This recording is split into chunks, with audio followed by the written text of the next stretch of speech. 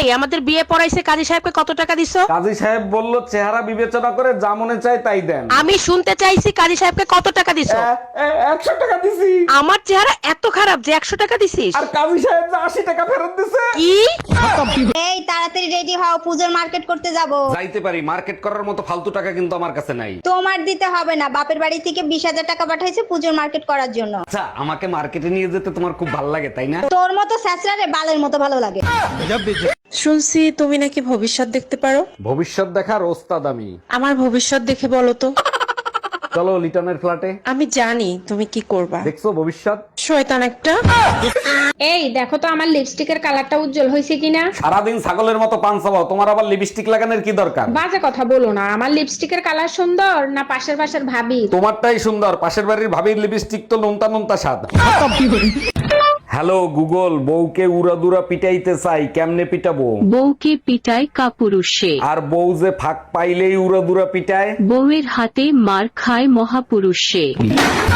Hello Google, আমার একটা উপকার করবেন? গুগলের জন্ম হয়েছে সবার উপকার করার জন্য। কি এমন করলে মেয়েরা আমাকে ইশারায় ডাকবে? তুই অটোরিকশা চালানো শুরু কর, মেয়েরা ইশারায় ডাকবে।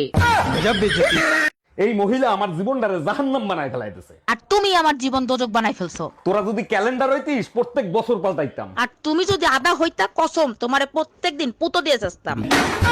এই আপনার লজ্জা করে না, আপনি মহিলাদের টয়লেটে ঢুকছেন? এতে লজ্জা পাওয়ার কি আছে? আপনিও যে কাজ করতে ঢুকছেন আমিও তো সেই কাজ করতে ঢুকছি, তাই না? দেখেন, এটা মহিলাদের টয়লেট, এটা শুধুমাত্র মহিলারাই ব্যবহার করবে। আমারটা কি মশলা কোটার জন্য তৈরি হয়েছে? ওটাও তো মহিলাদের জন্য তৈরি হয়েছে, তাই না?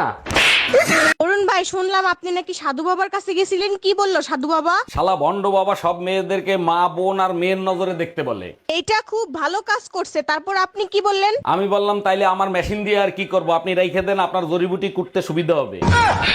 তাই টুম্পা ভাবি তোমারে খুঁজতেছে কেন? লাউডে দিয়ে কথা বলো তো শুনি। জি ভাবি বলেন। ভাই আপনার পার্সোনাল ফোন নাম্বারটা আমাকে একটু দিবেন? আপনি জানেন এলাকাটা শূন্য ছিল, তারপরে 17টা বাড়ি হয়েছে, তার ভিতরে 11টা 5তলা বিল্ডিং হয়েছে, তার ভিতরে 44টা ফ্যামিলি আসছে, 99টা ছেলে মেয়ে আছে, 56টা ভাবি আছে, কারো সাহস হয় না আমার নাম্বার চাওয়ার। আপনি চাইলেন কেন? আর কখনো নাম্বার চাবেন না, বুঝতে পারছেন? জি ভাই বুঝতে পারছি। ঠিক কাজ করছো।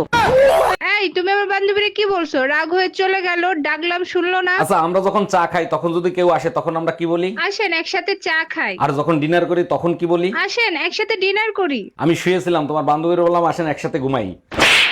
ভাই, তুমি সারাদিন মোবাইলের ভিতর কি দেখো? শান্তির মায়েরে খুঁজি, কোথায় গেলে শান্তি পাওয়া যাবে। তুমি এক কাজ করো, আমার মনের মাঝে খুঁজে দেখো, ওখানেই সব পেয়ে যাবে। দেখছি ওখানে ঝাড়ু খুন্তি আর পুতা ছাড়া আর কিছুই নাই। ওগুলো শান্তির প্রতীক সোনা। হক মাওলা, আমি হলাম চুম্মা বাবা। চুম্মা বাবা, শুনেছি আপনি নাকি চুম্মা দিয়ে ব্যথা ঠিক করতে পারেন। যেখানে ব্যথা সেখানে একটা চুম্মা দেবো, সাথে সাথে ব্যথা চলে যাবে। আমার জামার ব্যথা কি ঠিক করে দিতে পারবেন? অবশ্যই পারবো, বলো কিসের ব্যথা? পাইলসের ব্যথা।